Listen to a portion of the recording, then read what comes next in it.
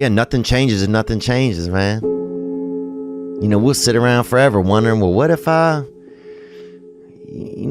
was a dog catcher? Would I be the best? What if I was Every day we change the world, but to change the world in a way that means anything, that takes more time than most people have. It never happens all at once. It's slow. It's methodical. It's exhausting. We don't all have the stomach for it. What if it's a mistake? It's a mistake. Rest assured. What do you know? You're going to stumble around, right? And what's going to happen is this. You're going to not stay in stasis. You're not going to wander around in circles. And I see people like that. They said, well, I never knew what to do, and now I'm 40. It's like, that's not so good. That's not so good. And you might say, well, and there is a literature, too, that suggests that people are a lot more unhappy when they look back in their lives about the things they didn't do than they are about the mistakes they made while they were doing things.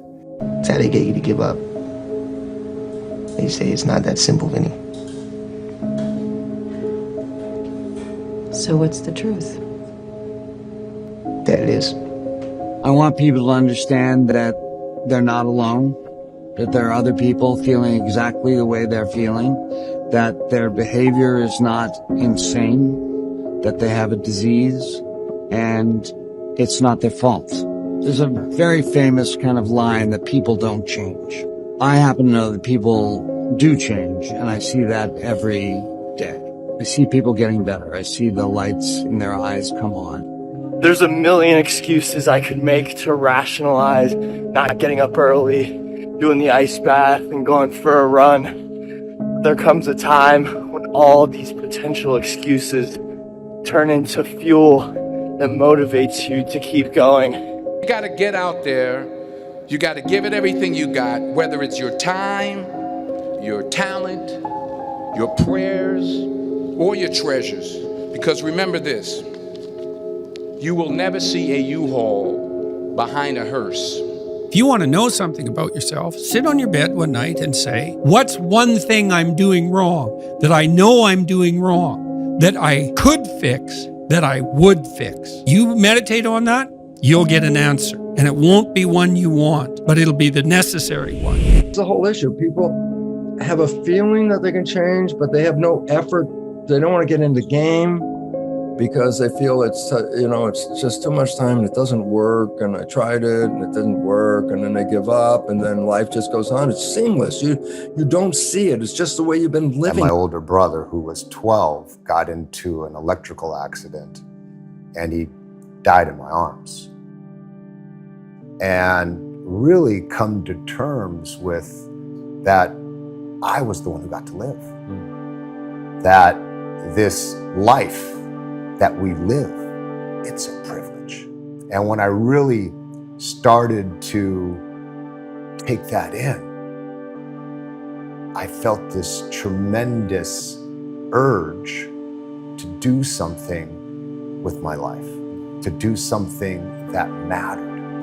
At some point, everything's going to go south on you. Everything's going to go south, and you're going to say, this is it. This is how I end. Now, you can either accept that, or you can get to work. You can't stop. You can't quit. You can't say, I'm a failure. You're not a failure. You're not. You're a wonderful, strong, intelligent youngster. Take advantage of that. Trust in God. Trust in yourself. Until you say, yeah, I'm gonna take action. Nothing changes if nothing changes, man. And I'm not preaching at you. I'm just, I just want to remind you, because I've spent a lot of time in my life sitting around wanting things to change, and not being able to make them change, and not thinking I could. And I wish somebody had told me that earlier sometimes. That in order for something to change, there needs to be change. You cannot stand still, because the world moves away from you if you stand still. And there's no stasis, there's only backwards. And so if you're not moving forwards, then you're moving backwards. How much harder will you work in this offseason now to get back to the championship? I'll push myself to exhaustion. Kobe, we thank you for your time. I feel like we sort of focus on right ways and wrong ways too much, and I think it's in a sense sort of scary to just be born and live life, and I understand the idea of kind of grasping onto a particular thought of wanting to kind of feel like you somehow have a handle on the unknown, but you know what, the unknown is the unknown. Every time you have changed, you feel pain. You stepped out of one relationship to another and you feel pain. You leave one neighborhood to another and you feel pain. You go from one job to another and you feel the fire of transition. See change as growth.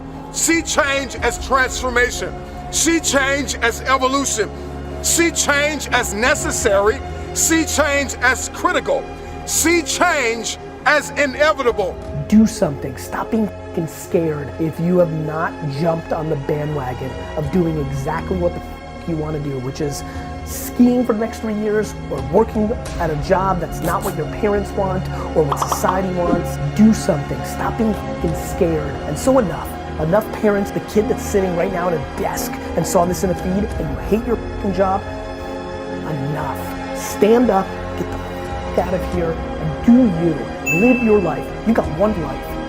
And so if you're not willing to be a fool, then you'll never start anything new. And if you never start anything new, then you won't develop. And so the willingness to be a fool is the precursor to transformation. And that's the same as humility. And so if you're going to write your destiny, you can do a bad first job. You're going to get smarter as you move forward. When you can learn to do things when you don't want to, when you don't feel like it, when you're tired, when you can learn to push yourself to do them, that's when the world opens up to you. That's when success knocks at your door. There will never come a time when you can just happily coast through life. It's hard to stay governed by anxiety. It's hard to be inconsistent. It's hard not to have daily disciplines. It's hard not to believe in yourself. It's hard to be broke. It's hard to be poor. It's hard. It's all hard. So choose your heart. What I am telling you to do is chase after that version of yourself that you know you could be. What happens when I decide for myself that I'm going to do something different? You've got the gift of life. You have the privilege of being here. Quit playing small. You were meant to do great things. Nothing changes if nothing changes, man.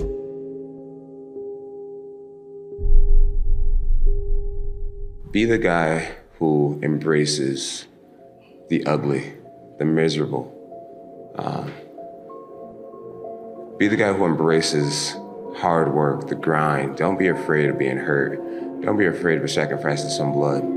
It's the moments in life, the decisions you make on a moment-to-moment basis that add up to be the guy or not the guy. Tonight, I did something, that I feel more of a guy. For me, who I am, my guy. Make the hard decisions, make the sacrifices, make the unpopular decisions, and become comfortable in your own skin. And if you are not a person that you are comfortable being alone with, that is the one person in this universe that you have full power, full right, and full responsibility to change. If you had to create a human, what would you put them through to make them tough? It probably wouldn't be a really chill life. What would you put them through to make them patient? You probably wouldn't give them things immediately. And so it's like we want these traits, but each of the traits has a price tag attached to it. And it's just like, do you want to pay the price tag to get the thing? And so I think if people reframe the period of life that they're going through as the price that they're paying out of their wallet, but the wallet is their time, is the seconds of life that they're trading for it, then I think more people will be willing to make the trade. Because at least when I look at myself, like when I'm 80 something years old and I'm looking back on my life, I want to have these traits. But in order to have those traits, I know I have to go through these things. And I think for me, that's given me a lot of comfort in hard times. Right now in life, your family's looking for that one guy right now. They're looking for that one guy who's strong, who's that pillar for the family in hard times. Make sure they look around and find you. These are the times right now for you to step up. Be that guy that can take anything. Stay hard. The biggest regret of the dying is never becoming your ideal self. I do believe that we're thrust in a world that we don't fit in. And I believe the journey is that a lot of people sell you a bill of goods along the way. That if you get some awards, you mean something. You go to a certain school, you got it. You're cute, classical beauty, you got the right man, you got the right zip code,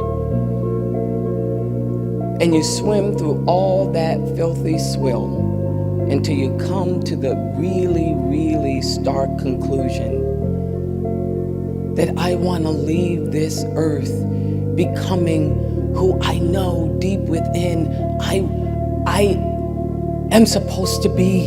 The next time you want to just give in to that desire for comfort, remember that your future self is going to be the one to suffer the consequences.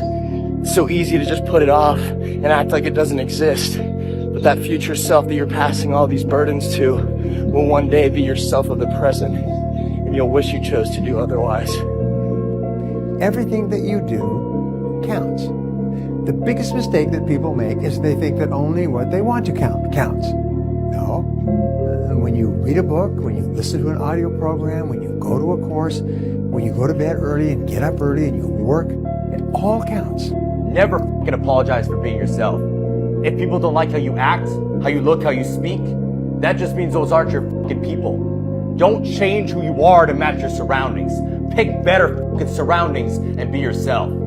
Yeah, I don't know. Most men would understand that when a man cries and he's whimpering, he's hurting. You know, because I've been there. And there's no shame in crying, gentlemen. Men, it's okay to cry. We can still be a man, but you're also human.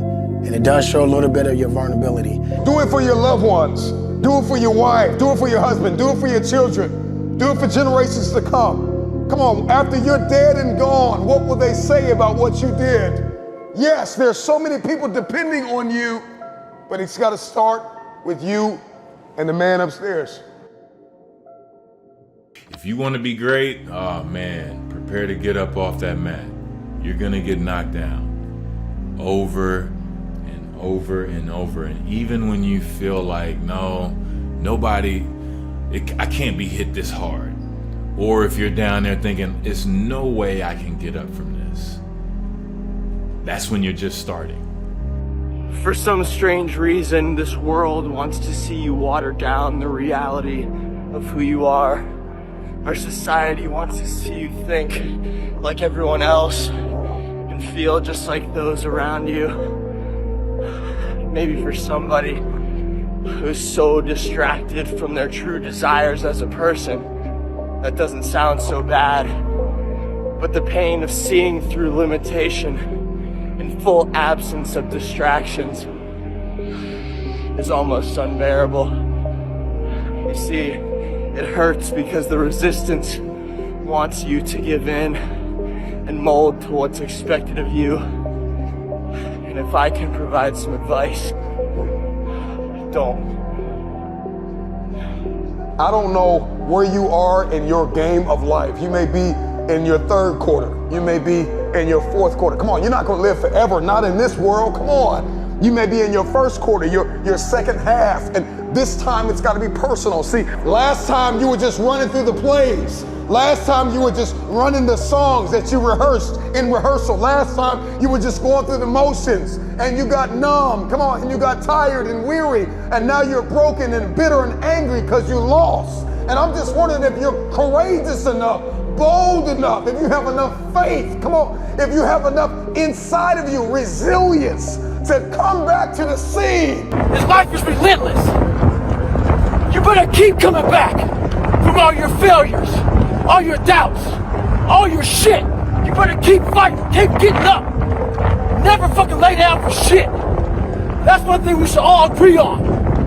If you've been broken once, you know how that shit feels. That means, fuck it, try and break me again. You got a lot of people paying their hard-earned money to come watch you perform. It's your job to be in shape. It's your job to be strong enough to perform at that level every single night. And as a competitor, I'm not ducking. Like, it's not, oh my God, my back hurts, I'm sore, we gotta play Vince Carter and Toronto Raptors tonight. Pick your mountain, whatever that mountain is, and each journey of the mountain is a million steps, and each day you have to take that step. Yeah. Each day you take that step, you look up at the mountain, you say, that's where I want to go.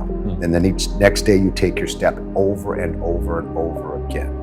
Everything was done to try to learn how to become a better basketball player. Everything. And so when you have that point of view, then literally the world becomes your library to help you to become better at your craft. Let yourself go, fall free into it, step into it. You are worthy. You are an unrepeatable miracle, and there is none like you in all the earth. There will never be another you. Your DNA, your fingerprint, come on, your gait, your presence, your authenticity. Come on, you're special. You're special and you're necessary. The world ain't all sunshine and rainbows. It's a very mean and nasty place, and I don't care how tough you are, it will beat you to your knees and keep you there permanently if you let it. You, me, or nobody is gonna hit as hard as life. But it ain't about how hard you hit. It's about how hard you can get hit and keep moving forward. People say you can't do that. You can do anything. We are God's highest form of creation. There is nothing on the planet that will equal us. Every bad thing that has ever happened to you is your fault. Now, I use the word fault to shake people up that you are never, ever, ever, ever a victim unless you choose to be. Everything in your life will change. You're always in control. And a man provides. If you don't protect what belongs to you, then sooner or later, it belongs to someone else. That goes for your land, your wallet, your home, your country, everything. It is your job as a man to protect it. The story of the whole goddamn world. You don't hate yourself. You don't think you suck. You're not the imposter. You're not insecure. Somebody taught you that. 2008, we had the third consecutive failure of the Falcon rocket for SpaceX. Tesla almost went bankrupt. We closed our financing round 6 p.m. Christmas Eve, 2008. It was the last hour of the last day that it was possible. We would have gone bankrupt 2 days after Christmas otherwise. And I got divorced. That was like rough. If things had just gone a little bit the other way, both companies would be dead.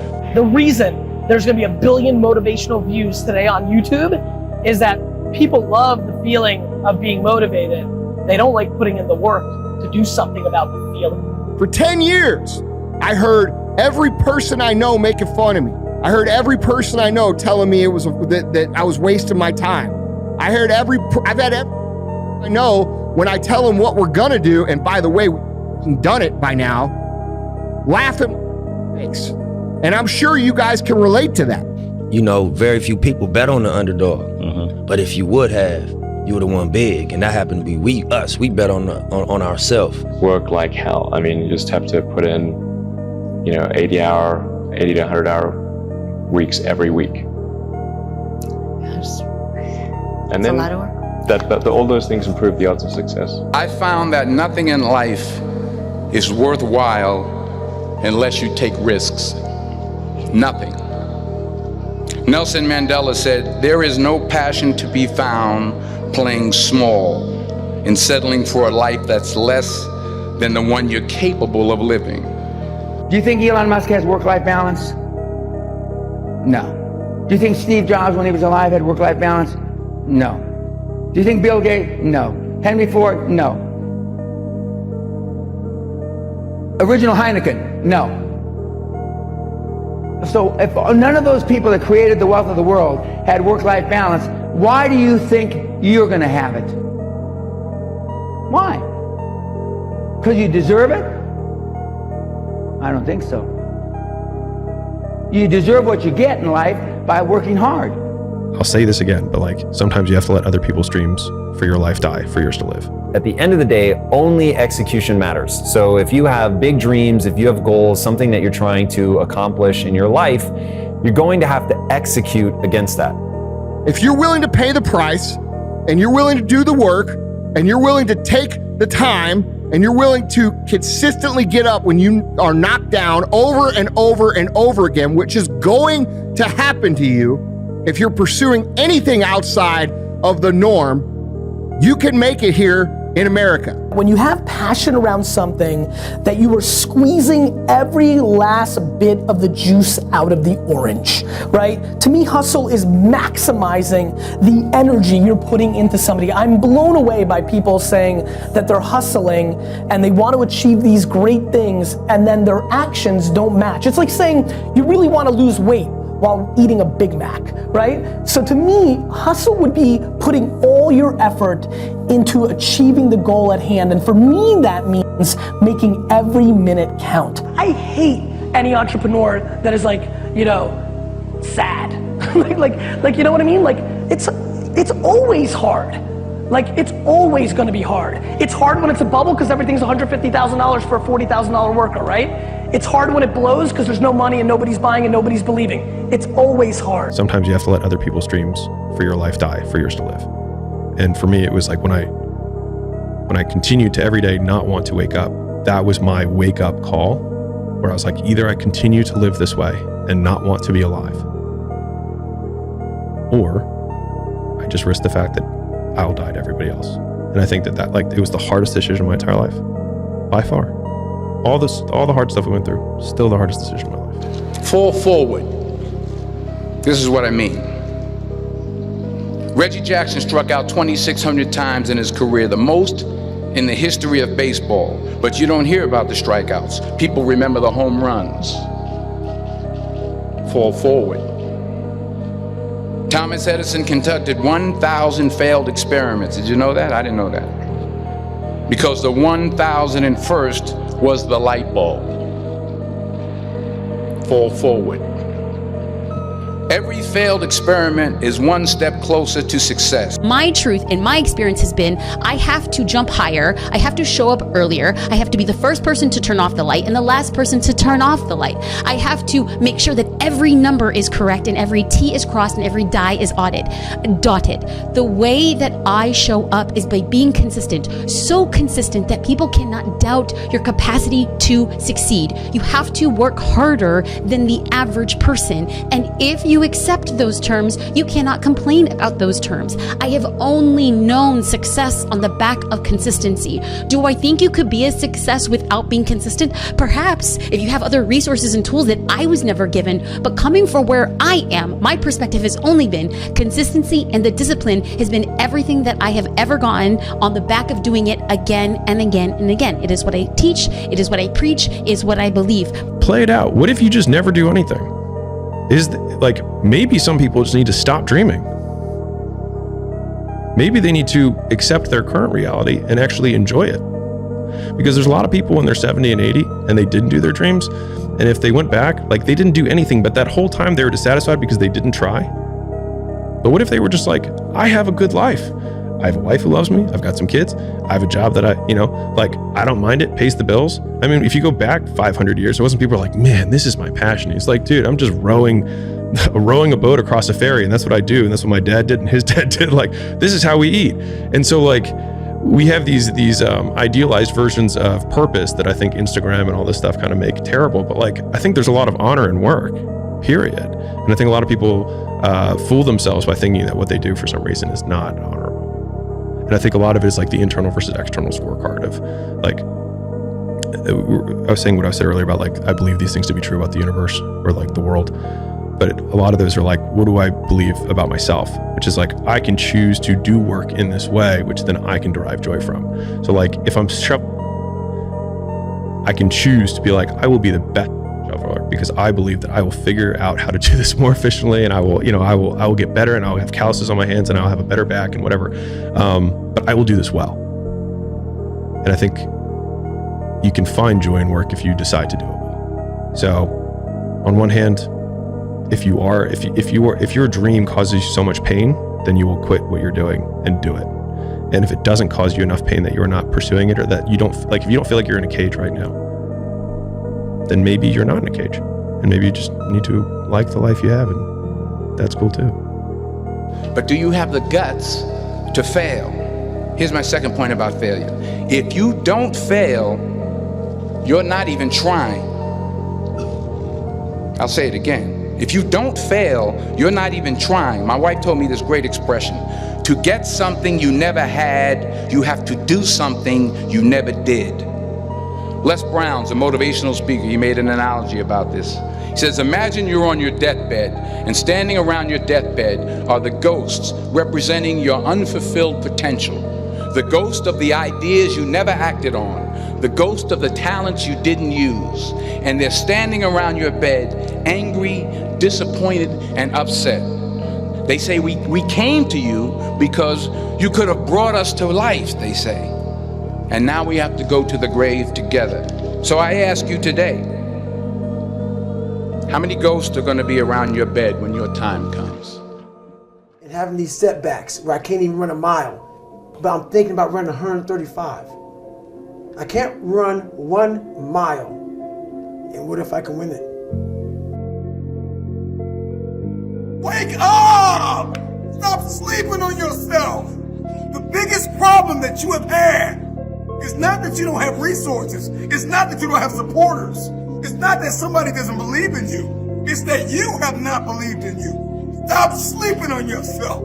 Step into your authenticity. Step into your intelligence and your brilliance. Release your gift.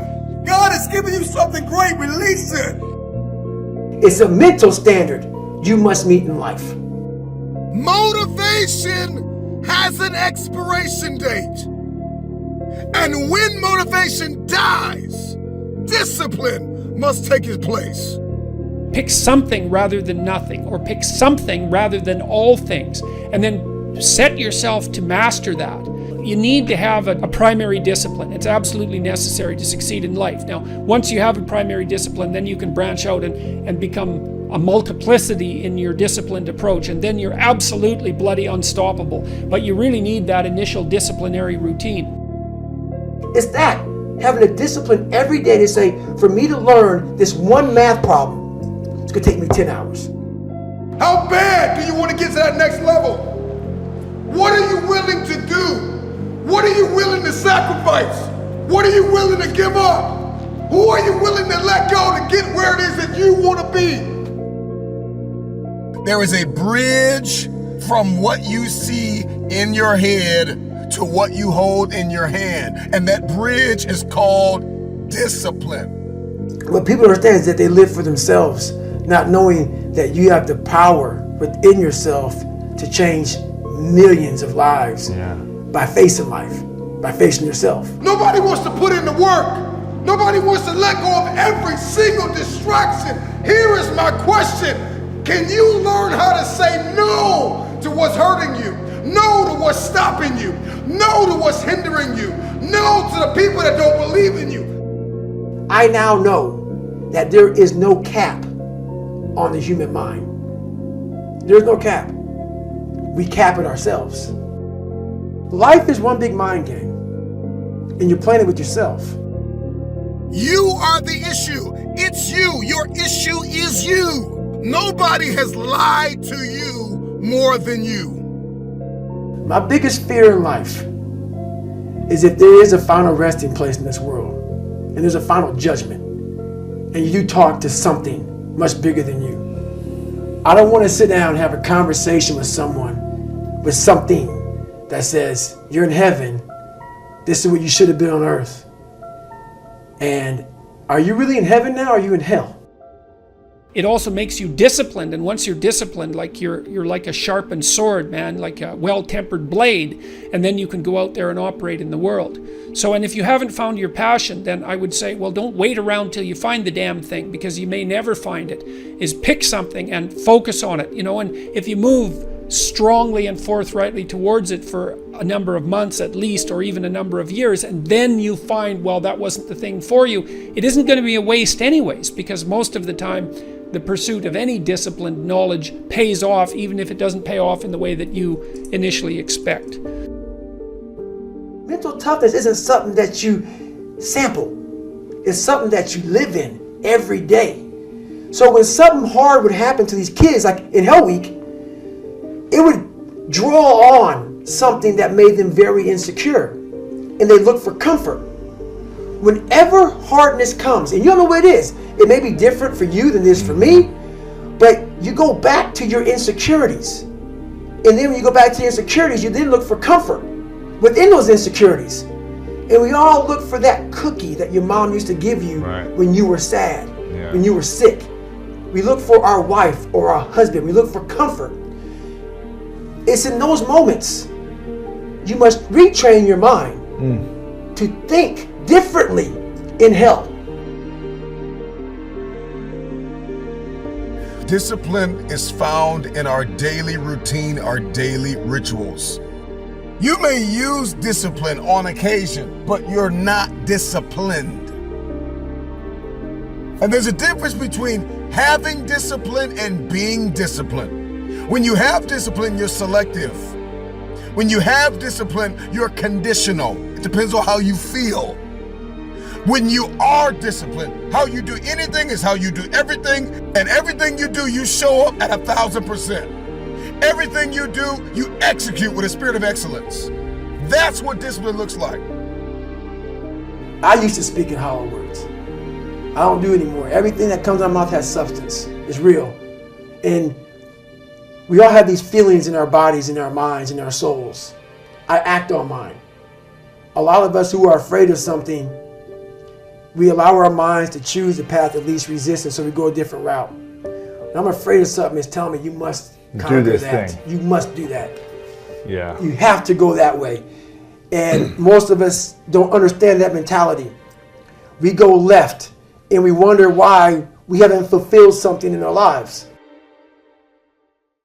People tell me all the time, it's hard to get wealthy. It's hard to grind. It's hard to be focused. It's hard to stay motivated. It's hard to stay broke. It's hard to stay depressed. It's hard to stay governed by anxiety. It's hard to be inconsistent. It's hard not to have daily disciplines. It's hard not to believe in yourself. It's hard to be broke. It's hard to be poor. It's hard. It's all hard. So choose your heart. You either gonna work for it, you're gonna sit there and let life knock you down and dare you to get back up. And no one saved me. It wasn't like someone came down here and guided me through life. When you figure this out on your own, the amount of pride and dignity and self-respect you have. That's why I walk around the streets with a backpack and just like, I don't need anything else. Yeah. You figure it out by going inside yourself, by callousing over the victim's mentality. You're always a victim. Even if you have everything in life, until you realize what you've achieved. One thing I gotta tell all of you listening is you gotta kill the blame game. Stop blaming it on the person that walked out on you. Stop blaming it on the person that overlooked you. Stop blaming it on the person that undervalued you. Stop blaming it on the person that did not promote you, that did not see it, that did not believe it. Stop blaming everybody and look yourself in the mirror. And the thing you gotta ask yourself is, am I gonna repeat my history or will I blaze a new trail? We live in a box and we don't want to go outside that box at all, ever. Outside that box is all these possibilities of life. What we do is we shackle our mind. We are a prisoner in our own mind that this is all I can do. This is all I'm good at. And we take away the possibilities of you could be this, you could be that, you could be all these things. And I never thought at 300 pounds I could be Navy SEAL. Wow. So if my mind was shackled, me and you would never meet. There'd be no book. Right. There'd be no book. Right. There'd be nothing. If I were to give you one last piece of advice, in order to understand discipline, discipline is revealed in our daily routines and rituals. Discipline unfolds. If you want your future, you have to cross the bridge of discipline. If you want to get out of the room of ordinary, you have to go through the door of discipline. If you want to dig yourself out of murky, muddy water, if you want to claw your way to the top, you are going to have to climb the wall of discipline. There is no other way. I need you to tell yourself right now, there is no other way. There is no other way. There is no other way. The future belongs to the disciplined.